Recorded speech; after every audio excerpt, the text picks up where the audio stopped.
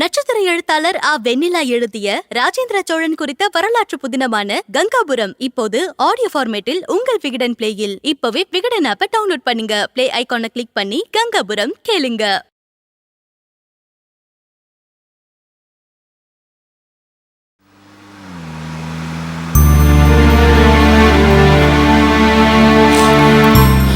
கண்மணி, என்னம்மா ஏன் கண் கலங்குற? ஒண்ணும் இல்ல அத்தை. நீ வேணா பாருமா, அப்பா அம்மா பேச்சை கேட்டு நடக்கிற பிள்ளைங்க வாழ்க்கையில ரொம்ப சந்தோஷமா இருப்பாங்க.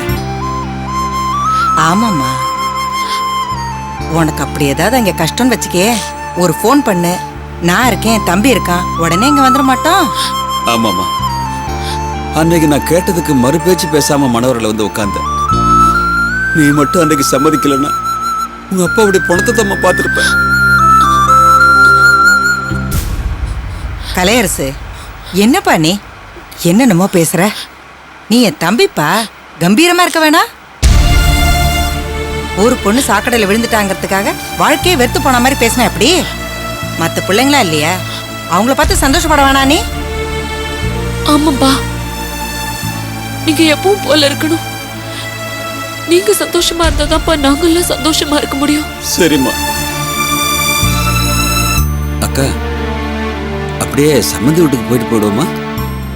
ஏன்பா இப்பவே? உன் உடம்பு இன்னும் தேரலப்பா, கொஞ்ச நாள் ரெஸ்ட் எடுத்துட்டு அப்புறமா போலாம். வேணா வீட்டுக்கு போனதும் ஃபோன் பண்ணி பேசிக்க. இல்லக்கா, போன்ல பேசுறது அவ்வளவு மரியாதையா இருக்காது. சம்மந்தியும் சரி மாப்பிள்ளையும் சரி, இவ்வளவு நடந்தும் நான் உடம்புக்கு முடியாம இருக்குன்னு தெரிஞ்சதுனால நடந்ததுக்கு எதுவும் பேசாம இவ்வளவு பெருந்தன்மையா இருந்திருக்காங்க. இப்படி யாருக்கா இருப்பா? வாஸ்தவம்தான். அதனாலதான்க்கா நேரடியை பார்த்து அவங்ககிட்ட மன்னிப்பு கேட்டு அப்படியே மாப்பிள்ளையும் வீட்டுக்கு கூப்பிட்டு வந்துருவோம். என்னக்கா சொல்ற? சரிப்பா, உன் இஷ்டம், போயிட்டு வந்துடலாம். டிரைவர், வண்டியை தண்டாயிரப்பட்டுக்கு கொடுப்பா. அங்க வந்து உங்களுக்கு தண்ணி கொடு.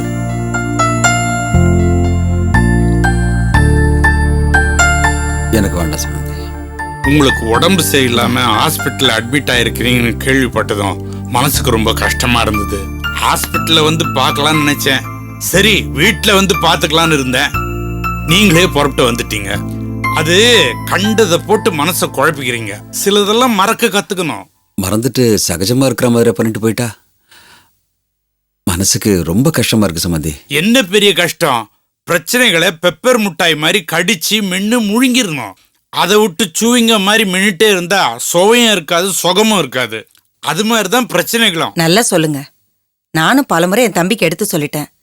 அவன் இன்னும் பழைய நிலைமைக்கே வரல. நீங்க தான் அவனுக்கு தைரியம் சொல்லணும். எங்களுக்குள்ள யாருக்கு யார் தைரியம் சொல்றதுமா? அன்னைக்கு கல்யாண மண்டபத்துல இவரும் நானும் ஒரு தெளிவான முடிவு எடுக்கலன்னா ஒருத்தருக்கு ஒருத்தர் விரோதியால இருந்திருப்போம். எல்லாத்த விட கண்மணி ரொம்ப தெளிவுமா, அற்புதமான பொண்ணு.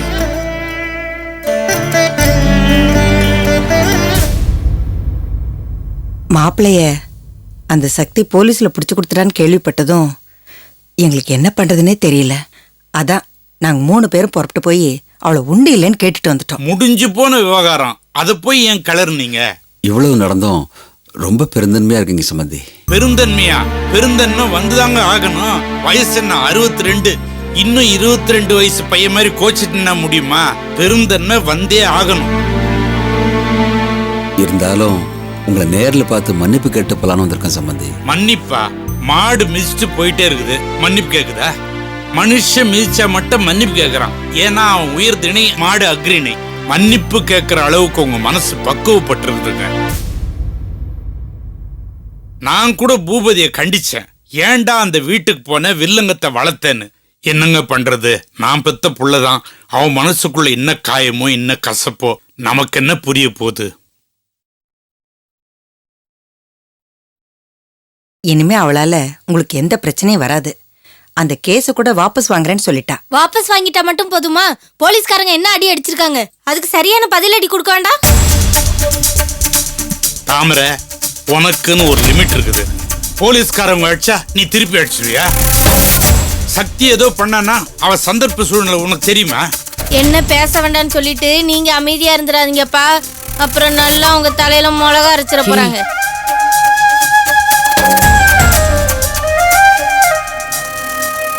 தாமரை சபையாச்சேன்னு பாக்குறேன், இல்ல உன்னை சட்னி பண்ணிடுவேன். கிளிக்கு பழ வாசம் பிடிக்கும், கழுகுக்கு பொண வாசம் பிடிக்கும். உனக்கு என்ன வாசம் பிடிக்கும்னு தெரியல. பெத்த பொண்ணாச்சேன்னு பாக்குறேன். அங்கே அவளை கூட்டு கடத்தெருவுக்கு போய் நண்டு எறா நிறைய பிடிச்சிட்டு வா. இன்னைக்கு சம்பந்திங்களுக்குலாம் நம்ம வீட்டுல தான் விருந்து சாப்பிட்டு தான் போறீங்க. இல்ல இல்ல வேண்டாங்க சம்பந்தி, சாப்பாடு விஷயத்துல கட்டுப்பாடா இருக்கணும்னு டாக்டர் சொல்லியிருக்காங்க. உடம்பு நல்லா ஆகட்டும், திருப்தியா சாப்பிட்றேன். சாப்பாட்டுல மட்டுமா கட்டுப்பாடு? பொண்ணு என்னமா கட்டுப்பாடா வளர்த்துருக்கிறீங்க. பெரியவங்க சின்னவங்கன்னு மரியாதை கொடுத்து ரொம்ப நல்ல பொண்ணா நடந்துக்கிறான். அற்புதங்க. ஆமா, இந்த பொண்ணை மட்டும் தான் நல்லா வளர்த்துருக்காங்க. அந்த பொண்ணை நல்லா வளர்க்கலையோ? கொஞ்ச நாள் போட்டும், அப்பதான் யாரு என்ன எப்படின்னு தெரியும். அதுக்குள்ள அவசரப்படாதீங்கப்பா. ஏய் வாய மூடியா, இனிமே வெளியில வரும்போது உன்னை வாய் தச்சு தான் கூட்டிட்டு வரணும் போல இருக்கு. நீங்களும் பேசாதீங்க, வாய் பேசுற என்னையும் பேச விடாதீங்க. நான் மட்டும் பேசாம இருந்தேனா தாமரைய செல்லா காசுக்கு கூட யாரும் மதிக்க மாட்டாங்க. ஏய், உன்னை யாரும் பேச வேணான்னு சொல்ல. பேசு, வீடு தேடி வந்தவங்கள மதிச்சு பேசு, அவங்க மனசு புண்படாம பேசு. சரிப்பா, நான் புண்படாமலே பேசுறேன். ஏங்க கல்யாணம் ஆகி இத்தனை நாள் ஆச்சே, நகை நட்டு சீர்வரிசை பத்தி ஏதாவது வாய் திறந்திருப்பீங்களா?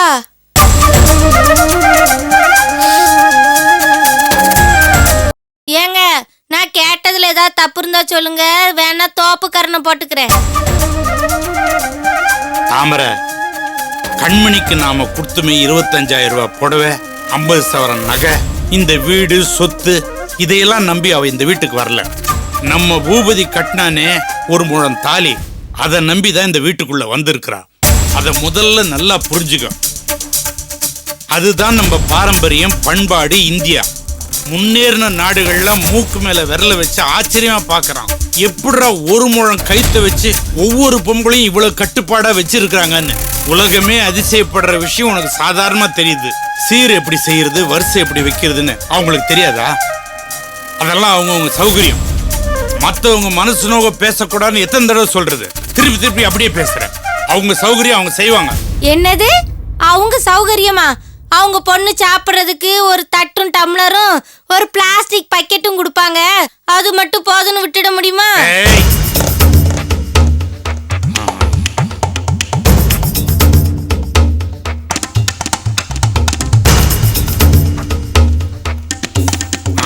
வாங்க மாப்பிள்ள,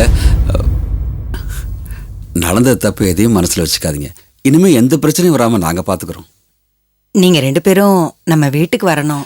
ஆமா மாப்பிள்ள. எதுக்கு? கல்யாணம் ஆனதுக்கு அப்புறம் நீங்க 2 பேரும் சேர்ந்து நம்ம வீட்டுக்கு வரல. அது மட்டும் இல்ல, கல்யாண சீர்வரிசையெல்லாம் கொடுக்கணும். நீங்க 2 பேரும் ஒன்னா சேர்ந்து வந்து ஒரு 2-3 நாள் தங்கி இருந்துட்டு உங்களுக்கு என்னென்ன வேணுமோ அதெல்லாம் கேட்டு வாங்கிட்டு வந்துடலாம். இன்னைக்கு நான் வர முடியாது, நான் மகாபலிபுரம் போறேன். ஏய் வெளியூருக்குலாம் ஒன்றும் போக வேண்டாம்.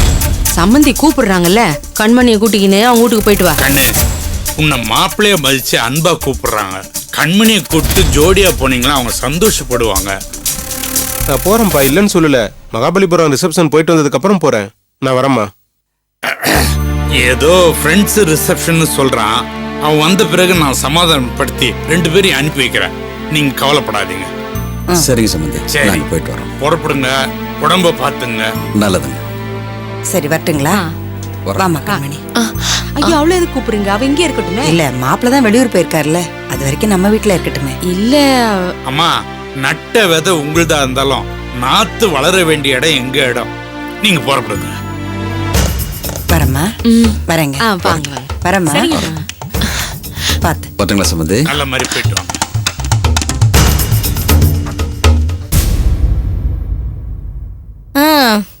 நம்ம என்ன சொன்னாலும் தலையாட்டுறாங்க. நம்ம பேச்சுக்கு எதிர் பேச்சு பேச முடியுமா? ஏய், அப்படியே போ, ஆசிடு வாய்.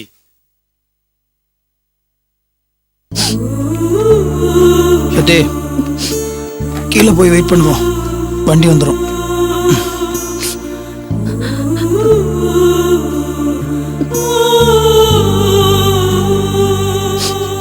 ஏய் என்ன சக்தி, கிளம்புற நேரத்தில் உட்காந்து அழுதுட்டு இருக்க? இத பாரு, அழுதுறனால ஒரு பிரச்சனை தீர போறது கிடையாது. பேசும்போது கொஞ்சம் பொறுமையா பேசணும். கோவத்துல இஷ்டத்துக்கு பேசுறது, அதுக்கப்புறம் உட்காந்து ஃபீல் பண்ணி என்ன பிரயோஜனம்?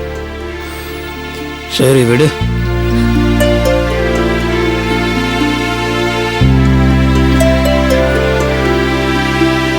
இங்க பாரு, உங்க அப்பா உன் மேல ரொம்ப பாசம் வச்சிருக்காரு. அதனாலதான் இவ்வளவு கோவமா பேசிட்டு போறாரு. உனக்கு அவரோட கோபம் மட்டும்தான் தெரியுது. நாளாக நாளாக அந்த கோபம் குறையும். அதுக்கு அப்புறம் தான் அவர் உன் மேல வச்சிருக்க பாசம் உன் கண்ணுக்கு தெரியும். இத்தனை நாள் நானும் அப்படித்தான் நினைச்சிட்டு இருந்தேன். அவங்க நகையை வாங்கிட்டு போற அளவுக்கு வந்திருக்காங்க. அதை நினைச்சதான் மனசு கஷ்டமா இருக்கு. ஐயோ, நகை போனா போயிட்டு போட்டுமா. அது எவ்வளவு இருக்கும்? எவ்வளவு வேணா இருந்துட்டு போட்டோம். 1 லட்சமா? நான் சம்பாரிச்சு வயிற்றுல உனக்கு ஒரு நெக்லஸ் வாங்கி போடுறேன். அது வெறும் நகையை மட்டும் நான் பார்க்கல, அது எங்க அப்பாவோட ஞாபகம். கல்யாணத்துக்கு முந்தின நாள் எங்க அப்பா அந்த நகையை கொடுத்து பேசின பேச்சு இன்னும் எனக்கு ஞாபகம் இருக்கு. அவ்வளவு பாசம் வச்சிருந்த அப்பாவை முதல்கிட்ட வந்துட்டேன். அப்பா எனக்கு கொடுத்த சீதனமா தான் அந்த நகை இங்க எடுத்துட்டு வந்த. இப்ப அதையும் எடுத்துட்டு போயிட்டாங்க.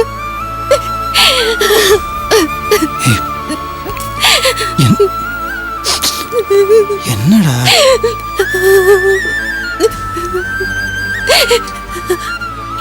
இந்த வகை எங்க அப்பா என்ன மன்னிச்சு ஏத்துப்பாரா? பயமா இருக்கு. அதுக்கேத்த மாதிரி யாரும் இங்க வராதீங்கன்னு உங்க மூஞ்சில அடிச்ச மாதிரி சொல்லி அனுப்பிட்டேன். இது பாரு, எந்த அப்பா அம்மாவும் தான் பசங்களை ஒதுக்க மாட்டாங்க. அதை புரிஞ்சுக்கோ. நீ பார்த்தனா உங்க அப்பா அந்த நெக்லஸ் கேட்கலையே, உங்க அத்தை தானே கேட்டாங்க. அத்தா அந்த நகையை கேட்கும் போதும் நான் அதை கொடுக்கும் போதும் அப்பா எதுவும் பேசவே இல்லையே. அப்பா என்ன முழுசா வெறுக்கிற மாதிரி தானே அர்த்தம். ஏய், அல்லாத சத்தி ப்ளீஸ். இங்க பாரு, இங்க பாரு, கொஞ்ச நாள் எல்லாமே சரியாயிடும். திவா, ஆ, வண்டி வந்திருக்குப்பா. அதை வந்துட்டேன். வா.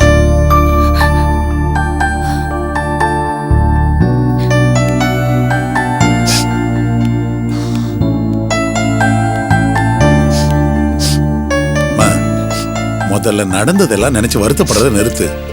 புதுசா கல்யாணம் பண்ணவங்க மாதிரி இருக்கீங்க. போய் கெட் டுகெதரை நல்லா என்ஜாய் பண்ணிட்டு வாங்க, போங்க. இல்ல மாமா, இப்ப இருக்கிற நிலைமையில கண்டிப்பா போய் தான் ஆகணுமா? என்ன கடைசி நேரத்தில் இப்படி கேட்ட? போய்தான் ஆகணும். இல்லனா அவன் ஃப்ரெண்ட்ஸ் முன்னாடி தலை குனிஞ்சு நிக்க வேண்டியிருக்கும். அதோட புதுமண தம்பதிகளா கொஞ்சம் ஸ்மைலிங் ஃபேஸோட இருங்க. ஓகே, வாங்க. அப்புறம் திவா, சொல்லுங்கப்பா. போய் கெட்டுக்குதர் முடிச்சுட்டு உடனே வந்துட வேண்டாம். ஒரு 2-3 நாள் ரிலாக்ஸ்டா கவலையெல்லாம் மறந்து ஜாலியா இருந்துட்டு வாங்க. என்ன என்னப்பா, நீங்களும் அம்மாவும் இங்க கூட வரலாம்ல? ஹனிமூன் கப்புள்ஸ் உங்களோட நாங்க என்னப்பா பண்ண போறோம்? நீங்க போய் சந்தோஷமா இருந்துட்டு வாங்க. சரிப்பா, போயிட்டு வரோம். நல்லதுப்பா. வரமா? போயிட்டு வாப்பா. வரேன் மாமா. சரிம்மா. வரேன்.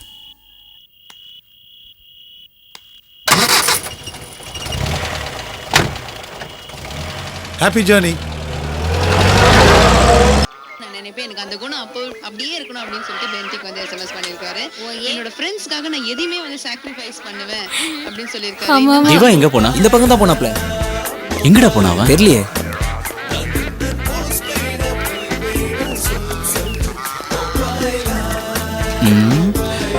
ஏய், இங்க பாரு. ஏய், வாங்கடா. இங்க என்னடா தனியா உட்கார்ந்துட்டு இருக்கீங்க? ஏய், உட்கார்ட்ட விட. புதுசா கல்யாணம் ஆனவங்க இப்படி தனியா தான் உட்காரணும்னு ஆசைப்படுவாங்க. சரி, சாப்பிட்டு வந்து உட்காரல. அவங்களுக்குலாம் பசிக்காது மச்சான். சும்மா இருங்கடா. நீங்க போய் சாப்பிடுங்க, எனக்கு வயிறு சரியில்லடா. உனக்கு வயிறு சரியில்லை, நீ சாப்பிடல. நீ சாப்பிடலன்னு அவங்களும் சாப்பிடாம உட்காந்துருக்காங்க பாரு. வா, சாப்பிட்டு வந்து உட்காருவா.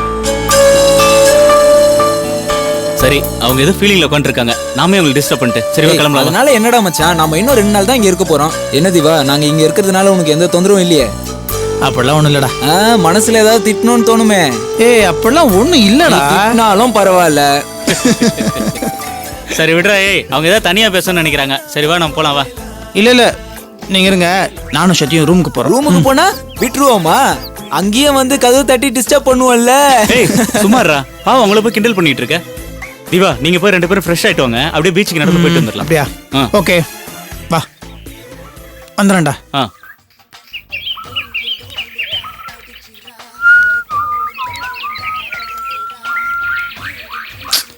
சதி, ஏன் சதி இன்னும் டல்லாவே இருக்கிற? கிளம்புற நேரத்தில் உங்கள் அப்பா அத்தை உன் தங்கச்சிலாம் வந்தாங்களே, அதை நினச்சி ஃபீல் பண்ணிட்டு இருக்கியா? ம், ஒரு விஷயத்த மறந்துட்டு நார்மலா செட்டில் ஆகலாம்னு நினைக்கிறதுக்குள்ள ஏதாவது ஒரு பிரச்சனை கிளம்பி வந்து தினம் ராத்திரி படுக்க போறதுக்கு முன்னாடி கண்ணை மூடினா ஒவ்வொன்றும் மனசுல நின்று அழுத்திக்கிட்டே இருக்கு. சக்தி ப்ளீஸ் ரிலாக்ஸ். ஏன் திவா, நம்ம மனசுல ஏற்படுற வருத்தங்களையும் சில எண்ணங்களையும் எதையாவது வச்சு அழிக்க முடிஞ்சா எவ்வளவு நல்லா இருக்கும்ல? முடியும். இதை பார், நம்ம மனசில் இருக்க வருத்தங்கள் மறையணும்னா அது சந்தோஷத்தினால தான் முடியும். நம்ம சந்தோஷமான விஷயங்களை மட்டும்தான் நினைக்கணும். இப்போ நம்ம எதுக்காக இங்கே வந்திருக்கோம்? நடந்ததெல்லாம் மறக்கிறதுக்காக. எல்லாத்தையும் மறந்துட்டு சந்தோஷமா இருக்க முயற்சி பண்ணு. முடியுமா? நிச்சயமா முடியும். என் ஃப்ரெண்ட்ஸ் எல்லாம் பார்த்தியா எவ்வளவு ஜாலியாக இருக்காங்க. நீயும் அவங்க கூட சிரிச்சு பேசு, சகஜமா பழகு, கண்டிப்பாக உன் வருத்தனம் தானா போயிடும். அதுக்கப்புறம் இல்லை, நான் இருக்கிறேன், நீ இருக்கிற. நீயே சொல்லு, எத்தனை நாள் எத்தனை தடவை மணிக்கணக்கா நேரம் போறது கூட தெரியாம எல்லாத்தையும் மறந்துட்டு நம்ம பேசிட்டு இருந்திருக்கோம். அப்ப நம்ம லவ் பண்ணிட்டு இருந்தோம். இப்பவும் லவ் தான் பண்ணிட்டு இருக்கோம். சத்தி, இனிமேல் நம்ம எப்போதுமே லவ் பண்ணிட்டே இருக்கணும், புரியுதா? ஹலோ, இவரு என்னால முடியும், உன்னால முடியுமா? நிச்சயமா முடியும். Very good. அப்புறம் என்ன? இது பார், இனிமேல் நீ சந்தோஷமா இருக்கணும். சந்தோஷத்தை தவிர வேற எதையுமே நினைக்க கூடாது. Okay okay. இது பாரு, இனிமேல் உனக்கு எந்த விதமான மன கஷ்டமும் வராது. நிஜமாவா? என்ன நிஜமாவா? இது பார் சத்தி, இனிமேல் உனக்கு எந்த விதமான பிரச்சனைகளும் வரவே வராது. ஆனா சில விஷயங்களை நீ எனக்காக கொஞ்சம் அப்படி இப்படி. ஏய் ஏன் ஓடுற?